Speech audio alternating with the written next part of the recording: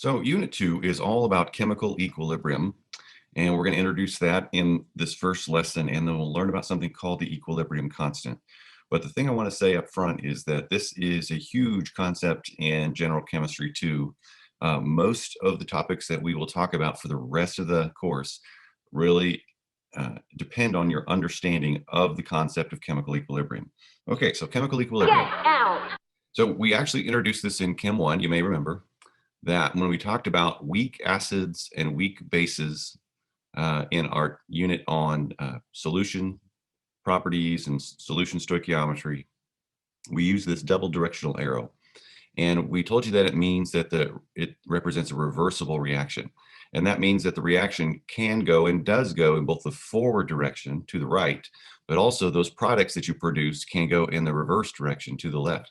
And in reality, that's really going on all the time. You have both reactions going on simultaneously. Okay, so, the general concept of equilibrium was introduced in Chem 1 to explain the limited ionization of weak acids and bases. It was represented by this double directional arrow, and we called it we told you that this means that you have a reversible chemical reaction.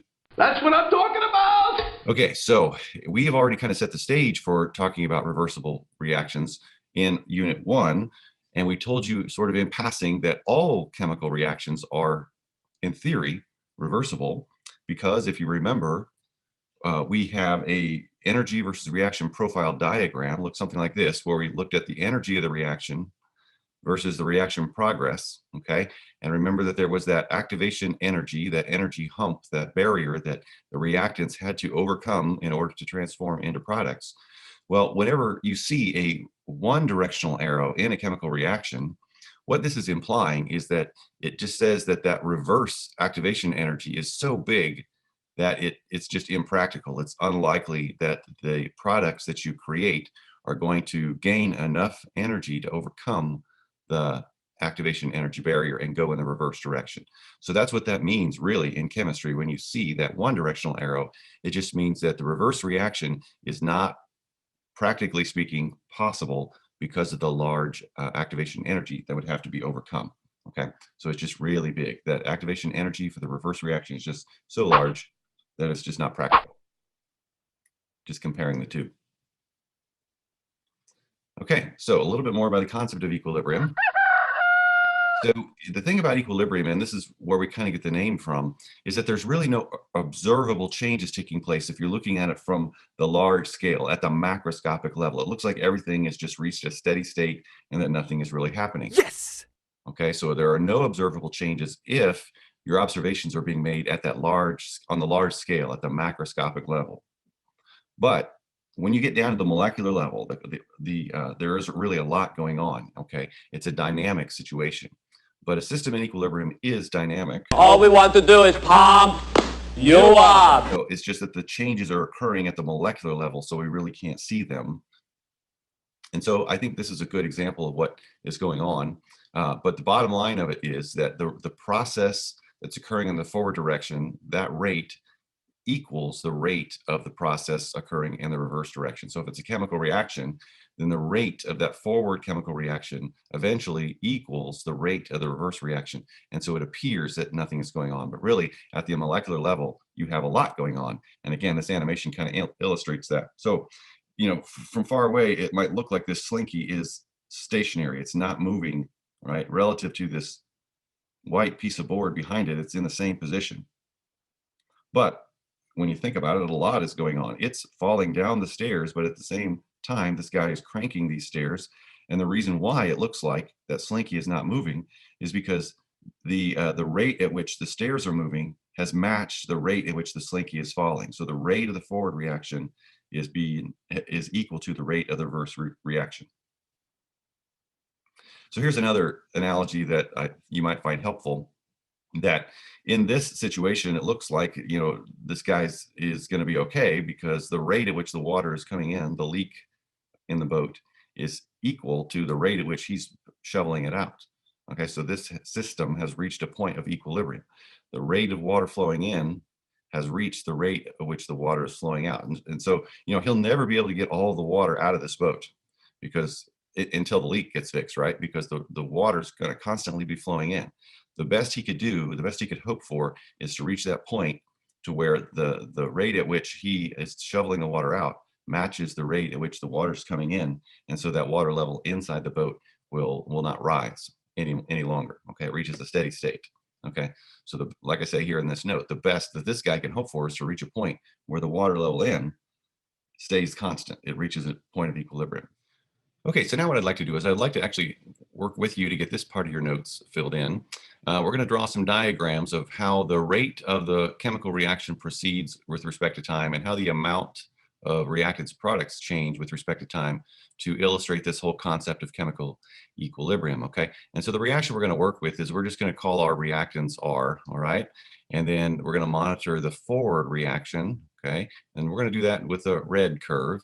Okay, but then we're going to look at the reverse reaction, okay, and the amount of the products with blue, okay? Keep that in mind.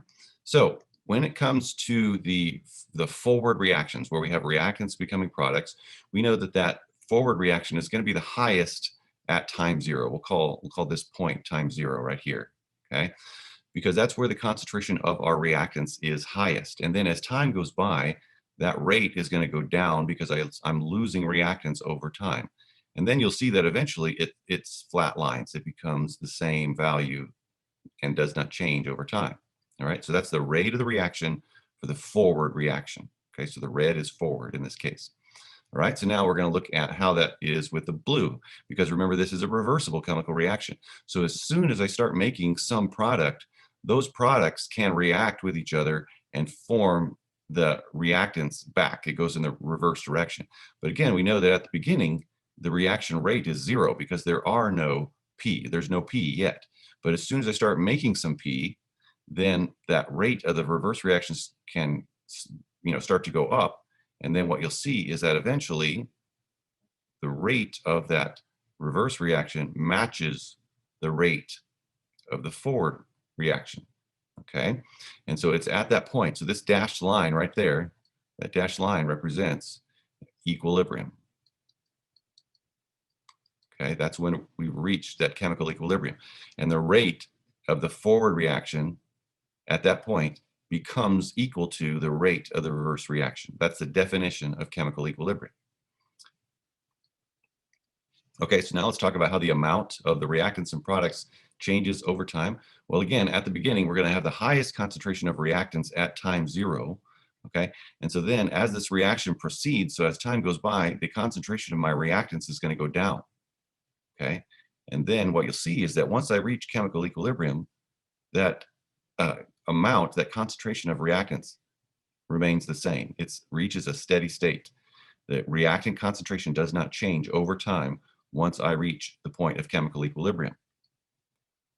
Okay, and once again, at time zero, I don't have any products yet, but as soon as some time passes and the forward reaction proceeds, then I'm going to start producing some product, and that's going to increase over time.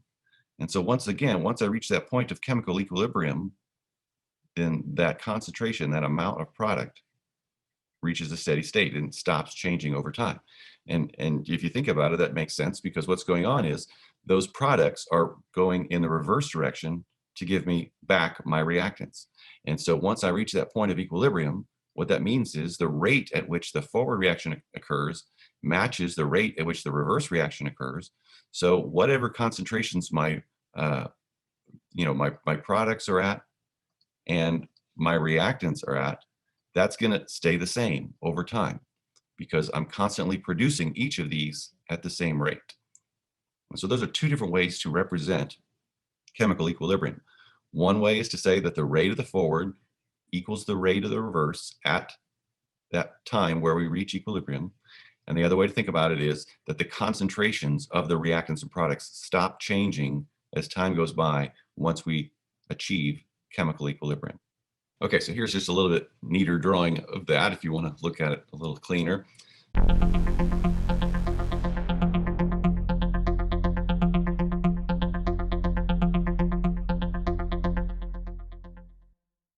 Okay, so let's look at this with an actual chemical reaction. So in this reaction, we have this compound, N2O4, and it just decomposes into 2 molecules of NO2.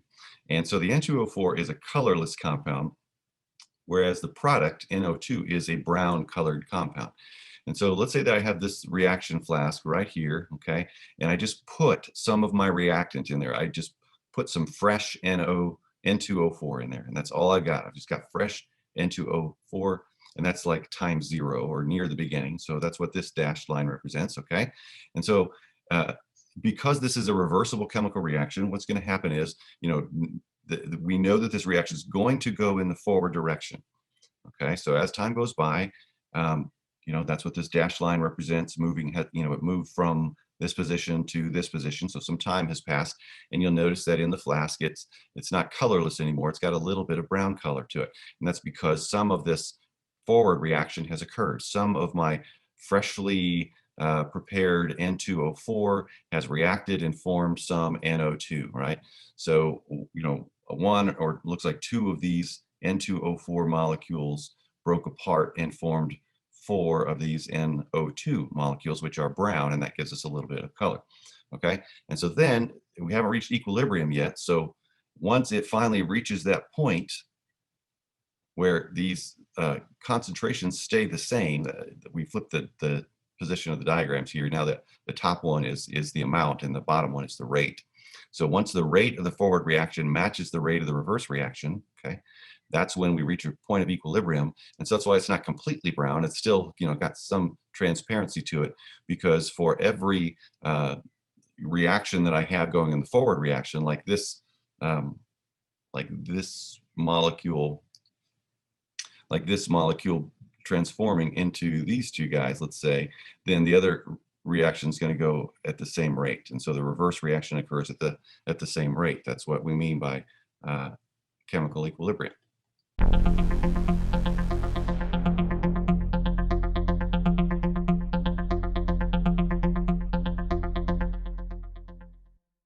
Okay, so let's think about, again, in the hypothetical, reactant A becoming product B in a reversible chemical reaction. And we're going to define equilibrium as the rate of the forward equals the rate of the reverse. So we learned in Unit 1 a lot about reaction rates and rate laws, so we're going to kind of, you know, remember that stuff. So we learned that I could write, if I assume that each of these are an elementary step, if A becoming B is an elementary step and B becoming A is an elementary step, I could just write the rate law from each of those reactions, where A becoming B is equal to the rate constant of the forward reaction times the concentration of A, and the rate of the reverse reaction, this B becoming A, would be equal to the rate constant for the reverse reaction times the concentration of B. I pity the fool goes home crying to his mama. All right, so now one important thing we want to point out, and this is a common error that students make, is that we are not saying that the rate constant of the forward reaction equals the rate constant of the reverse reaction, nor are we saying that at equilibrium the concentration of A must equal the concentration of B. It's the product of the 2 that must be equal. So the rate constants don't have to be the same, and the concentrations don't have to be the same, but the product of those have to be the same, because at equilibrium, by definition, the rate of the forward equals the rate of the reverse. So now what we're going to do is we're going to take this equation right here, and we're going to rearrange it to put the constants on one side and the concentrations on the other side. Okay, so what we can say then is once we reach equilibrium, that the concentration of products over the concentration of reactants is equal to some ratio of constants, which itself is going to be a constant, right? This is just some number. This is just some number. So a number divided by a number is just a number. So we're going to define that new constant as something called the equilibrium constant. And for now, we're going to use a capital K. So with the rate constants, we were using a lowercase k. With equilibrium constants, we use a capital K. And you'll see that a lot of times this subscript is going to change. But for now, we're going to put the subscript EQ on it to make it clear that we're talking about the equilibrium constant. And so here's the important meaning that I want you to get from this. So what we are saying is that when a chemical reaction achieves equilibrium, that ratio of product to reactant is a constant. It achieves equilibrium at a certain ratio of product to reactant. And that's one thing, that's one meaning that the equilibrium constant has. It's a very important meaning.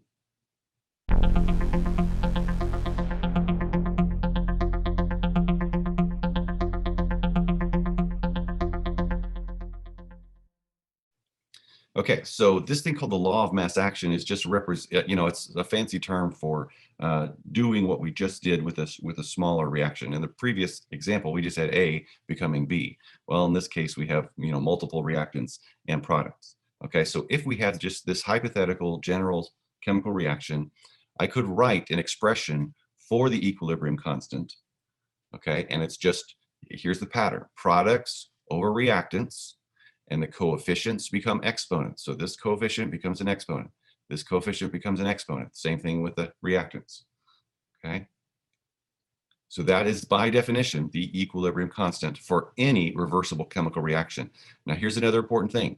You can only write an expression for the equilibrium constant of a reversible chemical reaction. There is no such thing as an equilibrium constant for a one-directional chemical reaction. You can only do this for reactions that have that, that double arrow. Okay, so again, one of the important things you should get from this is that this equilibrium constant represents that ratio of products to reactants. How you doing? Okay, so here's just some rules we want to follow whenever we're doing this.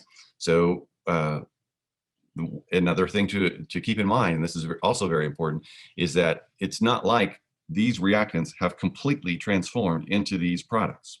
When you have a reversible chemical reaction and when you are at equilibrium, you have some of everything in the reaction mixture. There's A, there's B, there's C, there's D. They are all present in the reaction mixture. What I sometimes will say is everybody's in the pool.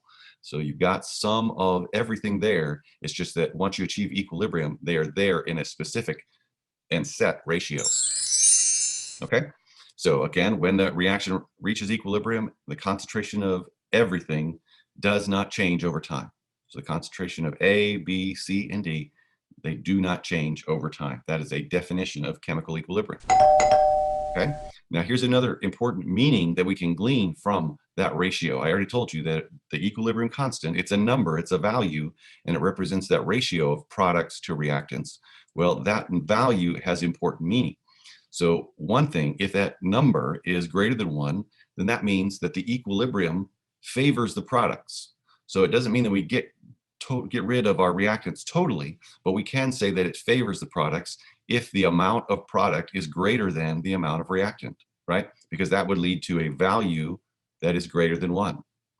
So if we see that the equilibrium constant is larger than 1, that means that it is product favored. It means that there's more product than reactant in the mix. Okay. And just the opposite is true if the value of the equilibrium constant is less than 1. Okay, so if the equilibrium constant is less than 1, then the reaction is said to be reactant favored because our numerator would be smaller than our denominator. Okay, so one of the skills that you need to get from this lesson is being able to write an expression for the equilibrium constant when you're given the equilibrium constant. All too easy. Okay, so here's some rules. So first of all, we always include participants in the reaction if they're gases and or solutions. Take off, eh? But we don't include any participants in the reaction that are solid or pure liquid, and that includes water. That's creepy, isn't it? Okay, something else, these equilibrium constants, they don't have any units. As I already told you, it just represents a ratio of amounts, which is unitless. So the equilibrium constant has no units. Huh? Okay, it's something we already talked about with regard to the law of mass action. Because these equilibrium reactions represent elementary steps in the forward direction and in the reverse direction, we can use that that tool that we learned back in Unit 1, where the coefficient becomes an exponent on the concentration term. So each concentration is raised to the power of its stoichiometric coefficient, its balancing coefficient. Okay, now if you are writing an expression for the equilibrium constant, that means that all the concentrations are equilibrium values, and that doesn't have much importance yet, but you'll see in future lessons how that becomes important. And then, as I said, it's always products over reactants. So the products are in the numerator and the reactants are in the denominator. products over reactants. You are discombobulated. That means all mixed up. So at this point, you might be a little bit discombobulated, but a little practice will iron it all out, and you'll get it. But here we go. So the value of that equilibrium constant is specific to the reaction, and it's also specific to the temperature. And that comes from the fact that, remember that this equilibrium constant is just made up of rate constants. So because the rate constants were specific to the reaction and specific to temperature, then the equilibrium constants will also be specific to the reaction and temperature. Okay, so here's the other thing. So I already told you that the equilibrium constant is a capital K, and for now we put a subscript of EQ on it. But what we're going to do for the rest of this unit and for future units is we're going to keep changing that subscript to be more specific about the type of equilibrium constant we are representing. So for example, if we're talking about an equilibrium constant that's been calculated from aqueous solutions, the C, which we would use as a subscript, stands for concentration. So it means that that equilibrium constant was calculated with concentration values, molarity values. But many times you will see that the equilibrium constant has a subscript P. And so what that means is it was calculated with partial pressures, okay? And so they are mathematically distinct, and so we also annotate them differently, okay?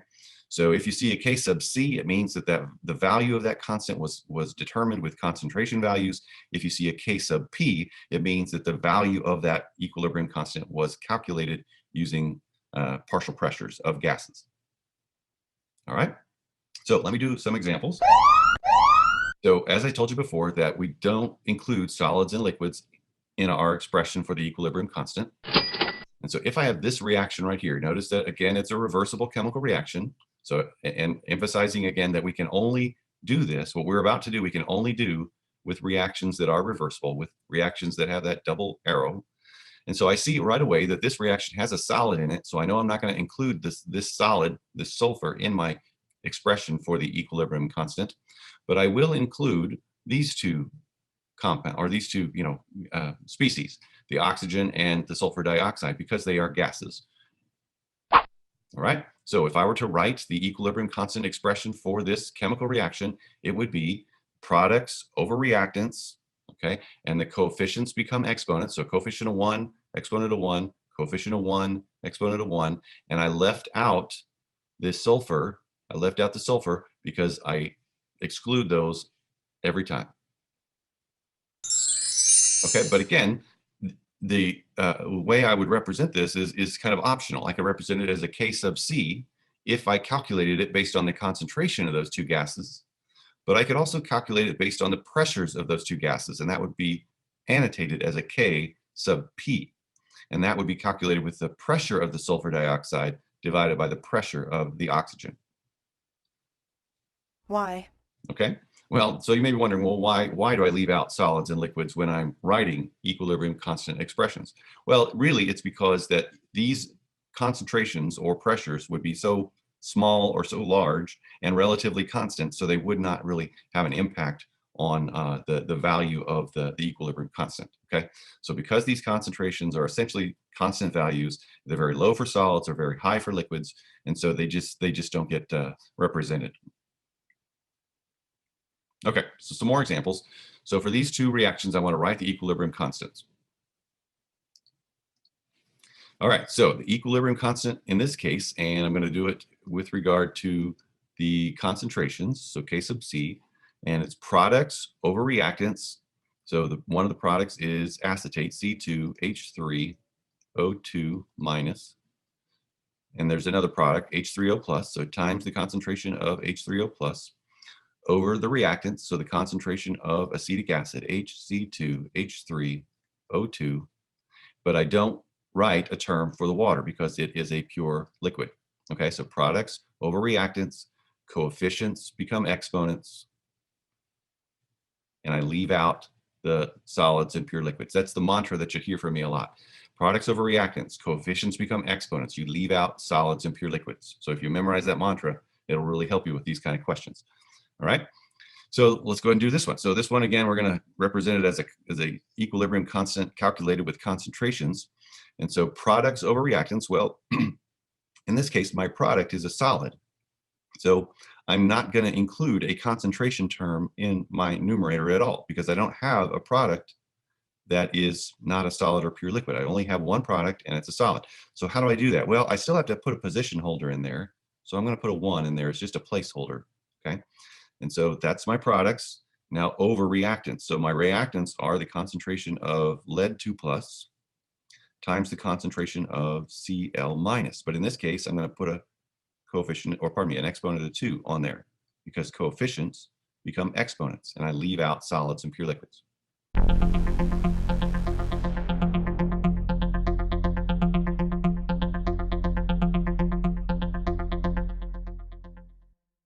Okay, so these equilibrium constants are going to be very important for understanding some things about the chemical reactions which they represent. So, and we've already kind of alluded to this, how that the value of the equilibrium constant can tell us things. So if the equilibrium constant is much greater than 1 or greater than 1, that means that it's product favored, or you could say that the equilibrium favors the right or lies to the right. That's some of the terminology. And if it's around 1, which is pretty rare, what means is that neither the product side nor the reactant side is highly favored. And then again, if the value of the equilibrium constant is less than 1, what that means is that the equilibrium lies to the left or favors the reactant side. So we're going to use the picture below to represent the equilibrium constant, and we're going to calculate a value of the equilibrium constant. Okay, so let's do that first. So, you know, again, this is just my my reaction here. So if I were to write an equilibrium constant for this reaction, it would be products over reactants, so blue divided by red. Okay, and so now I also want to calculate a value of the equilibrium constant. Okay, so now I'm just going to do some counting. So there's 1, 2, 3, 4. There's 4 blue circles in this reaction right here at this point. And let me change colors here. And how many reds do we have? We have 1, 2, 3, 4, 5, 6. So we have 6 red. All right, well, you know, 4/6 is the same as 2/3. So that is the value of my equilibrium constant.